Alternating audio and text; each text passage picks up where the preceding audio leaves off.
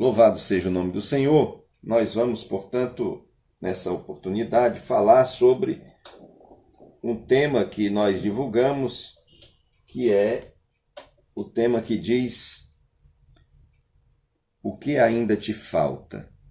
O que ainda te falta? Louvado seja o nome do Senhor. No texto que nós lemos hoje, nós percebemos que um jovem estava extremamente interessado em saber a respeito da vida eterna. E a gente diz que ele estava interessado porque o evangelista Marcos, que é um evangelista que prima pelos detalhes, pois esse mesmo acontecimento foi narrado por Mateus e também por Lucas, mas somente Marcos faz questão de mostrar detalhes, nuances desse acontecimento. E ele diz que esse jovem pôs-se a caminho ao encontro de Jesus. E a Bíblia diz que ele correu a encontrar-se com Jesus. E normalmente, quando a gente corre para encontrar alguém, para encontrar alguma coisa, é porque nós estamos realmente muito interessados. E assim aconteceu com aquele jovem, que a Bíblia não diz o nome, mas a Bíblia diz que ele era um jovem rico. Era um jovem que tinha muitas propriedades. E a Bíblia mostra então que aquele jovem correu a encontrar-se com Jesus, e ao chegar até Jesus, ele se ajoelhou e fez uma pergunta que era o interesse dele, era aquilo que ele gostaria de saber. E ele perguntou então: bom mestre, que farei para herdar a vida eterna? Ora, certa vez um homem hospedou-se na casa de um coronel que tinha uma esposa, 2 filhas, e esse homem viveu na Inglaterra e nos Estados Unidos. Era o senhor George Whitefield. Ele era um grande evangelista e era conhecido por sua capacidade de ministrar o evangelho às pessoas. E dizem os historiadores que aquele coronel não tinha o menor interesse pelos assuntos da vida eterna. Mas aquele homem acolheu George Whitefield em sua casa. E a história conta que ele ali esteve durante uma semana. E as pessoas então começaram a indagar se ele já teria falado para aquele coronel, que era conhecido por sua resistência ao evangelho. E George Whitefield procurou de todas as maneiras falar o evangelho para aquela família, mas não encontrando as portas abertas, ou achando ele que não encontrara as portas abertas, ele começou a orar, pois já estava próximo dele sair. E ele então escreveu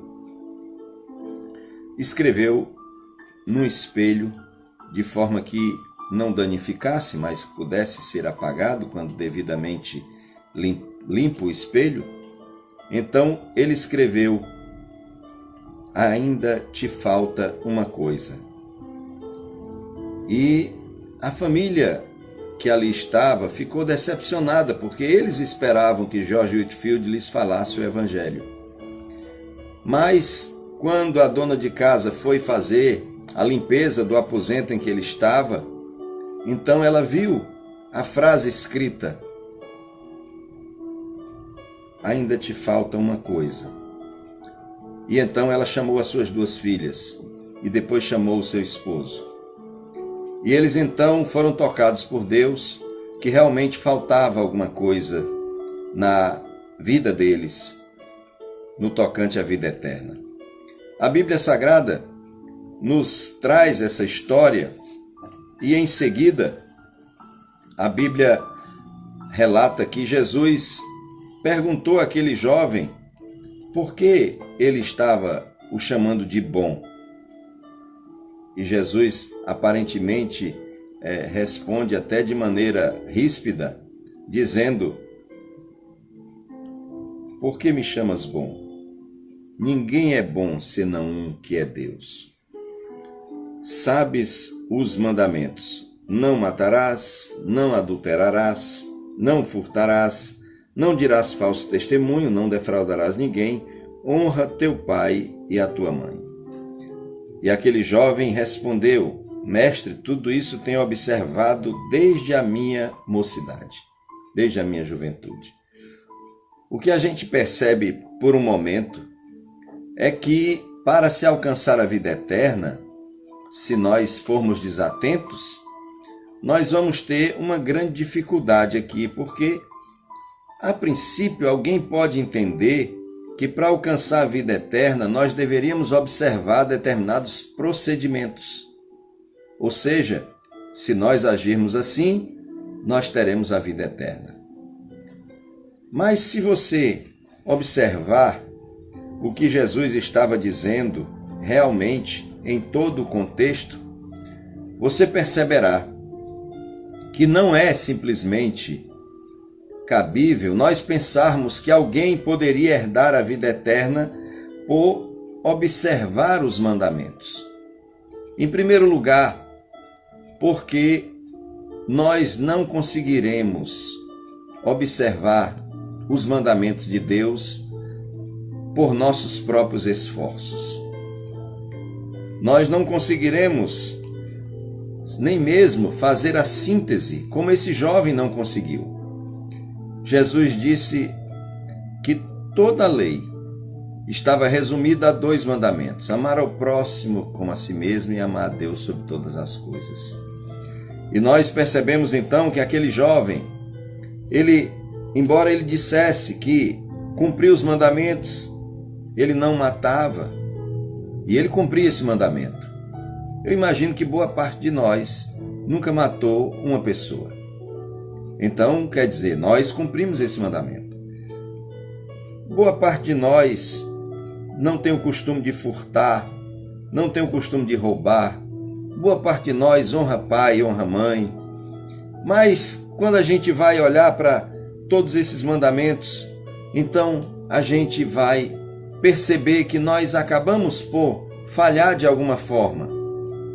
É por isso que Paulo escreve em uma de suas cartas dizendo assim, que a salvação é um dom de Deus. Nós somos salvos, ele diz, pela graça sois salvos. E isso não vem de vós, é dom de Deus. Ou seja, ninguém vai conseguir se salvar por seus próprios esforços. A Bíblia diz que as nossas justiças são como trapos de imundície. Todos nós já usamos algum trapo alguma vez para enxugar o chão, para fazer algum tipo de limpeza. Mas quando aquele trapo está imundo, para nada mais serve, senão para ser jogado fora. Então, nós somos salvos pela graça. Então, quando a gente pergunta, ouve Jesus perguntar, o que me falta?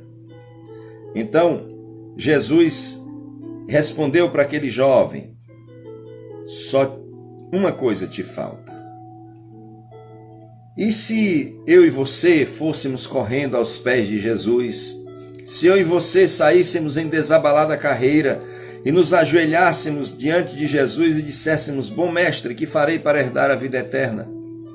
Talvez Jesus não nos falasse a respeito de vender tudo quanto temos, até porque poucos de nós talvez possa se equivaler com a riqueza daquele jovem. A Bíblia diz textualmente que aquele jovem era dono de muitas propriedades. Mas talvez Jesus nos desse outra resposta. O que nos falta? E eu hoje gostaria de perguntar a você, de que você tem falta? O que ainda te falta? Muitos de nós, às vezes, têm interpretado essa passagem, como eu disse, pensando que nós podemos fazer alguma coisa para alcançar a salvação, quando na realidade a salvação ela vem por graça. Ela vem como um favor imerecido. ela vem através do sacrifício que Jesus fez lá na cruz, em meu lugar e em seu lugar. E a nós cabe somente, mediante a fé, receber esse presente, essa dádiva de Deus, esse presente, esse favor imerecido. Tão somente a mim e a você cabe aceitar aquilo que Jesus fez por mim e por você. Esse jovem, portanto, achava que ele podia alcançar a salvação através dos seus próprios recursos. Ele era muito rico, ele podia fazer o bem, ele podia fazer caridade, mas ele, mesmo observando todos os mandamentos, ele não tinha paz. Tanto que ele estava tão impaciente que ele correu. Então, correu até Jesus. Ele era alguém que tinha excelentes predicados, com certeza. Era um homem sincero, sem dúvida nenhuma. Ele não era um homem desonesto, ele não era um homem beberrão, ele não era um homem desonrado. Ele possuía uma conduta exterior admirável. Era um homem de virtudes. Porém, claramente se denota que ele não tinha a certeza da salvação. Mesmo observando desde a sua mocidade, praticando todos os ritos, ele era insatisfeito com a sua vida.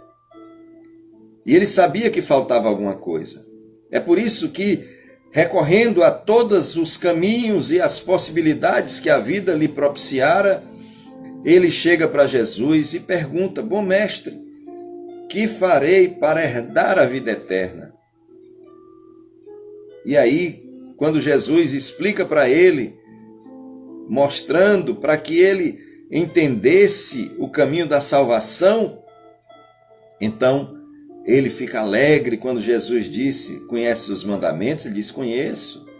Então pronto, eu tenho guardado esses mandamentos desde a minha mocidade. Por que que isso não tem resolvido o meu problema? Por que que a prática de atos religiosos não tem resolvido o meu problema? Não me dá certeza de que se eu for para a eternidade hoje, eu vou estar na presença de Deus. E aí ele pergunta: o que me falta ainda? Possuía aquilo que o mundo podia oferecer. Possuía posição, possuía dinheiro, mas a sua alma estava ainda vazia. Um escritor russo chamado Fyodor Dostoiévski, ele é conhecido por uma frase, das muitas frases que ele cunhou, de que existe no homem um vazio do tamanho de Deus. E esse vazio as pessoas tentam preencher de diversas formas, através de práticas religiosas, através das diversões as mais diversas, através da bebedice, através das festas. Mas isso não é suficiente.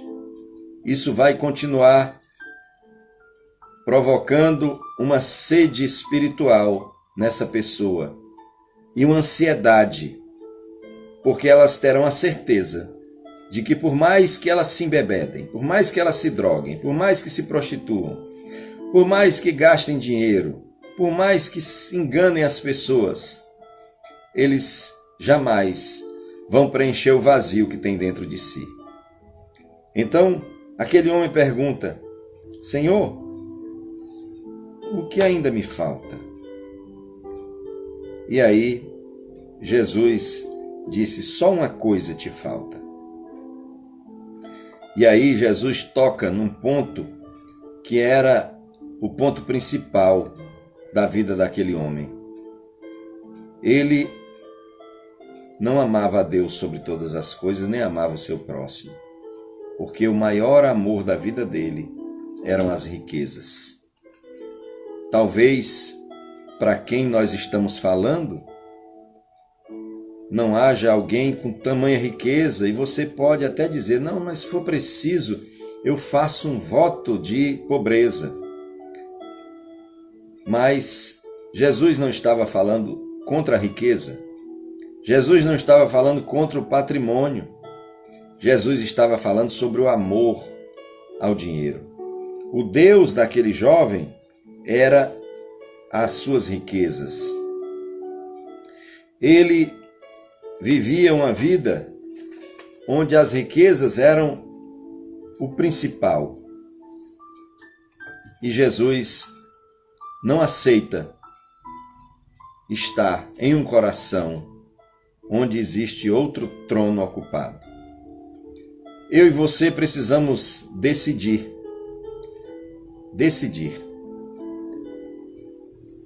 Quem vai estar entronizado nos nossos corações? Será a prostituição? Será a mentira? Quem vai estar entronizado em nossos corações? Será a desonestidade? Qual será aquele que vai ocupar o trono do nosso coração? Sem dúvida, nós vemos que aquele jovem procurou Jesus interessado. E quantas pessoas dizem: eu acho tão lindo o Evangelho, eu gosto tanto dos hinos. Quantas pessoas dizem: eu concordo com tudo que a Bíblia diz. Acontece, aquele jovem também concordava, mas não estava pronto para obedecer porque ele simplesmente achava que podia, por esforços próprios, alcançar a salvação, que é um dom de Deus, é o dom gratuito de Deus. A Bíblia diz: o salário do pecado é a morte, mas o dom gratuito de Deus é a salvação. E essa salvação, ela não vem através dos meus esforços, ela vem através da graça. Ela vem através do dom gratuito, do presente gratuito de Deus. E Jesus, então, vendo aquele jovem que se humilhou, se quebrantou, então Jesus, a Bíblia diz que Jesus amou aquele homem. Jesus viu o conflito do seu coração, diagnosticou o seu vazio, viu sede de salvação, desespero existencial. Então Jesus se importou com ele. Jesus também se importa comigo, se importa com você. Então, aquele homem tinha sofismas, enganos, e ele viveu a vida toda seguindo aqueles sofismas, aquelas tradições, aqueles enganos. Então, a primeira coisa que aquele homem era enganado é que ele não conseguiu perceber que Jesus era Deus. E ele estava buscando Jesus apenas como mais um mestre, dentre tantos que existiam. Hoje em dia, se você for verificar, esses fatos se repetem. Hoje que nós temos meios mais fáceis, nós vamos encontrar várias correntes de interpretação da Bíblia, vários mestres, várias pessoas que ensinam. E nós, se formos nos apegar a um mestre humano, nós vamos encontrar com certeza a incerteza. Mas quando eu e você nos apegamos a Jesus, então pode aparecer um anjo descendo do céu. Foi isso que Paulo disse. Ainda que um anjo desça do céu pregando outro evangelho, seja amaldiçoado. É preciso que eu e você saibamos em quem temos crido e saibamos que Ele é fiel para guardar o nosso depósito até o dia final. A salvação, portanto, ela deve ser encarada por nós como algo que Deus nos deu, não porque eu sou merecedor, não porque eu sou obediente. Se você perceber, muitas são as religiões que dizem: faça isso e você vai ser salvo. Se você fizer o bem, quantas pessoas já nos disseram: não, eu sou uma pessoa que faço o bem, eu não vou para o inferno, eu faço o bem. Outras pessoas dizem: não, eu vou às minhas reuniões religiosas todo domingo, todos os dias santificados. Muita gente tem seus próprios conceitos sobre como alcançar a salvação. Vocês já devem ter ouvido falar de homens que, em um país chamado Índia, se colocam deitados sobre camas de prego no meio do sol escaldante. E eles ficam ali, fazendo aquele sacrifício, achando que estão se purificando e se achegando a Deus. Pessoas fazem longas caminhadas de joelhos. Acontece que o sacrifício que precisava ser feito, e foi feito de forma perfeita, foi o sacrifício de Jesus na cruz. Não nos resta mais fazer sacrifício para sermos salvos. É preciso que a gente entenda que aquele homem, ele não tinha consciência de que o problema dele era que ele era idólatra. O seu Deus era o dinheiro. E ele era escravo do que possuía. Ele amava mais o dinheiro do que a vida eterna. Pastor, como é que o senhor diz isso? Porque a Bíblia mostra que quando Jesus disse, vai, vende tudo quanto tem e segue-me, terás um tesouro no céu, ele, contrariado com esta palavra, retirou-se triste. Por que ele retirou-se triste? Porque era dono de muitas propriedades. Aquele jovem rejeitou a Jesus, renunciou à vida eterna. Por quê? Porque ele trazia consigo, dentro do seu coração, um rei. E ele não queria destronar esse rei para colocar Jesus. Ele queria a vida eterna, mas ele queria também o dinheiro dele. Muitos querem a vida eterna, mas querem a prostituição. Muitos querem a vida eterna, mas querem o adultério. Muitos querem a vida eterna, mas querem a desonestidade. E aí, quando a opção é feita, essas pessoas, por mais que eles não admitam, mas eles estão dizendo que preferem ir para o inferno do que abrir mão do seu pecado. Infelizmente, muitas pessoas têm feito a opção de escolher a condenação. Porque a palavra do Senhor diz assim, eis que põe diante de ti a vida e a morte. Escolhe, pois, a vida. Eu gostaria de dizer a você que se você tem sede de salvação, você pode agora mesmo olhar para você e perceber o que te falta. O que está me faltando? De que eu tenho falta? O que será que eu posso fazer para herdar a vida eterna? Com certeza, você pode dizer que tem alguma coisa na sua vida que você gostaria de renunciar. Talvez você tenha um ídolo entronizado no seu coração. E se ele continuar entronizado no seu coração, então Jesus Cristo não vai reinar na sua vida. Então, o que você pode fazer? O que você pode fazer é renunciar. Você quer ser salvo? Você realmente deseja ser salvo? Muita gente diz assim, eu gostaria muito de servir a Deus. Eu gostaria muito de estar na presença de Deus. Mas, e aí começa a dizer, mas eu gosto tanto de festa, eu gosto tanto de dançar. Que mal que faz? Eu gosto tanto de determinadas bebidas. O que tem? O que isso tem a ver com a vida eterna?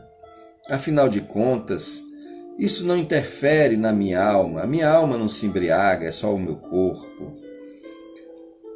É interessante que o apóstolo Paulo ensina que aquele que se prostitui se faz um corpo com a prostituta. Significa dizer que quando nós aderimos a um pecado, nós fazemos parte, nós fazemos um corpo só com aquele pecado. Não há como eu roubar e não me transformar num ladrão. Não há como eu me prostituir e não me transformar no prostituto. No momento em que eu estou praticando o pecado, eu estou me adjetivando com aquele pecado. Não há como eu ficar mentindo e dizer que eu não sou mentiroso. Você pode dizer, pastor, mas eu já tentei largar de todas as formas. E eu gostaria de lhe propor a única forma que é possível, definitivamente, você se libertar. Talvez seja o versículo mais conhecido, muito mal utilizado, mas muito conhecido. E conhecereis a verdade, e a verdade vos libertará. Jesus estava conduzindo aquele jovem a uma reflexão. E ele foi refletindo. Jesus foi pedagogicamente mostrando para ele, até que ele chegou diante do vale da decisão. E diante do vale da decisão, ele precisava renunciar àquilo que o separava de Deus. E ele, infelizmente, fez a opção completamente contrária ao que Deus queria para a vida dele. Ele queria a vida eterna, mas ele queria a vida eterna do jeito dele.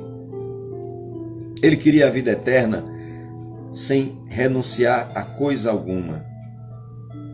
E Jesus nos ensina diferente. Jesus nos ensina a buscar, em primeiro lugar, o seu reino, a sua justiça, e as demais coisas nos serão acrescentadas. Jesus nos ensina que nós devemos fazer a opção pelas coisas celestiais, porque que aproveita o homem ganhar o mundo inteiro e perder a sua alma, ou que dará o homem em recompensa da sua alma? Muita gente com muito dinheiro às vezes se imaginam que podem comprar a salvação e aproveitam para juntar tesouros aqui na terra, onde a traça e a ferrugem tudo consome e os ladrões roubam. Mas a exortação do Senhor é que nós devemos ajuntar tesouros no céu, porque ali a traça e o ferrugem não consome, os ladrões não minam nem roubam. É interessante, lá no livro de Apocalipse fala sobre uma igreja que se achava rica. Eles se achavam ricos, eles se achavam poderosos. E Jesus disse: você é pobre, você é cego, você é nu. Quantas pessoas vivem essa situação? Quando Jesus faz nos ver aquilo que nos está faltando, então Ele quer nos mostrar que o que realmente nos falta é uma submissão total a Deus. O que realmente nos falta é nos entregarmos completamente ao Senhor. E esse é o desafio que fica para mim e para você. Não cumprirmos regras, cumprirmos determinações, mas nos colocarmos à disposição do Senhor e reconhecermos diante de Deus: Senhor, eu preciso de Ti. Eu já tentei por mim mesmo. Eu já tentei com os meus esforços, mas eu não consigo perdoar, eu não consigo obedecer, eu não consigo amar. Eu tenho amado mais o pecado do que a Ti. E se assim nós buscarmos a Deus, então, com certeza, Ele vai nos capacitar para que eu e você vivamos uma vida plena de salvação, que não será conquistada pelo esforço humano, mas será recebida por nós, porque já foi conquistada por Jesus Cristo. Então, meu querido, nós não podemos nos achegarmos a Deus pelos nossos próprios esforços. Nós não podemos nos achegarmos a Deus escolhendo o caminho que nós queremos. Nós não podemos escolher nem o veículo. Certa vez eu conversava com um homem e ele disse assim: não, mas todos os caminhos levam a Deus. Eu digo: mas a Bíblia diz que Jesus é o caminho. É o caminho. Não há outro meio de nós chegarmos a Deus. E às vezes as pessoas desejam escolher os próprios caminhos. É preciso também que nós saibamos que o veículo para alcançarmos a salvação é a fé. não há outro meio, não são as obras. Esse mesmo homem, a gente conversando sobre isso, eu disse para ele, olha, você imagine como alguém pode chegar à Lua se escolher o próprio veículo, né? Você já pensou chegar na Lua de bicicleta? Não há como. Só de foguete é que a gente chega na Lua, né? E só pela fé a gente consegue chegar à salvação em Jesus. Então quero desafiar você, para nesse momento nós orarmos. Ainda te falta uma coisa, disse Jesus àquele jovem. Porque aquele jovem tinha algo que o impedia de chegar a Deus, a chegar-se a Deus. Eu não sei o que te falta, mas com certeza o Senhor fala ao seu coração aquilo que te falta. Às vezes a gente começa a dizer tantas coisas e às vezes o que te falta é uma coisa tão simples. Às vezes não é abandonar dinheiro, não é abandonar grandes pecados, mas às vezes o que nos falta é abandonarmos o nosso orgulho próprio e nos achegarmos a Deus, confessando que nós somos pecadores. Para nós terminarmos, Jesus fala de 2 homens que foram ao templo. Um deles era publicano, era um funcionário público. E lembro que funcionário público, na época que Jesus palmilhou as terras da Galileia, não era uma pessoa benquista, porque eles eram funcionários públicos de Roma, que era o império dominante sobre os judeus. Portanto, um funcionário público, como Zaqueu, como Mateus, eram pessoas odiadas.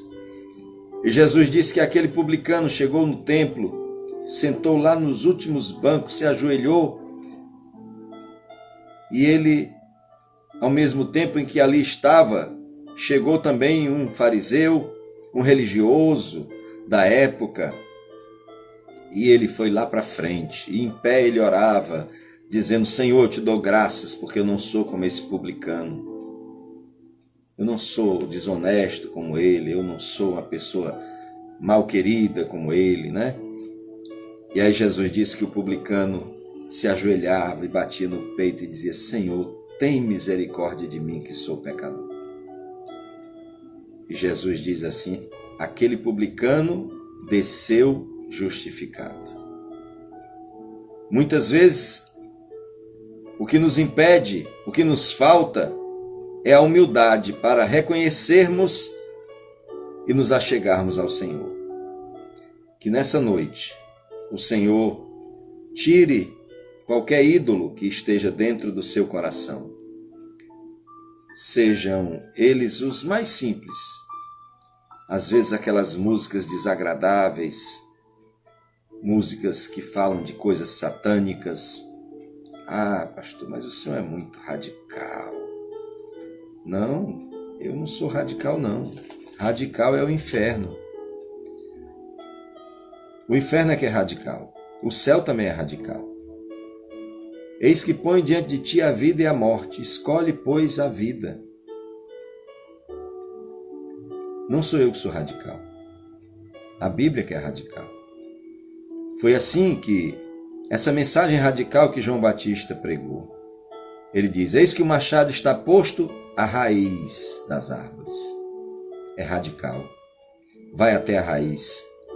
Jesus disse, se o teu coração tem um pensamento adúltero para com a mulher, você já adulterou. Se você odia o seu irmão, odeia o seu irmão, e chama-o de um nome de assassino, você está pecando. Ou seja, não existe nada mais radical do que Jesus. Não sou eu que sou radical, eu até que sou tolerante em alguns casos, mas Jesus é radical. Ele vai até a raiz. Jesus foi até a raiz daquele jovem. Flores, frutos, ele era um jovem de excelente aparência exterior. Era um homem rico, um homem caridoso, um homem que observava os mandamentos. Por fora, flores, frutos, ele era ótimo. Mas Jesus foi até a raiz daquele jovem. Indo até a raiz, Jesus disse: olha, está faltando alguma coisa. É por isso que você não se completa. A completude do vazio que tem na alma do homem só é suprida pelo próprio Deus. Então, meu querido, minha querida, nós vamos orar agora. Nós vamos orar. Nós vamos orar e pedir ao Senhor que esteja fazendo um escaneamento da sua vida. O salmista disse: Senhor, sonda-me, ó Deus. Já era o salmista profetizando o scanner, né? O scanner, a tomografia computadorizada, né? Sonda-me, ó Deus, vê se há em mim algum caminho mau e guia-me pelo caminho eterno. Louvado seja o nome do Senhor. Então nós vamos orar. Enquanto nós oramos, eu oro aqui, você ora aí. Você pode pedir ao Senhor para fazer um exame da sua vida por inteiro. O que te falta? Talvez falte uma coisa, talvez falte duas, talvez falte tudo. Mas eu gostaria de lhe dizer que se você se apresentar ao Senhor, se colocar diante dele, disposto a renunciar tudo que é acessório pelo essencial, você será feliz, será bem-aventurado. Amém?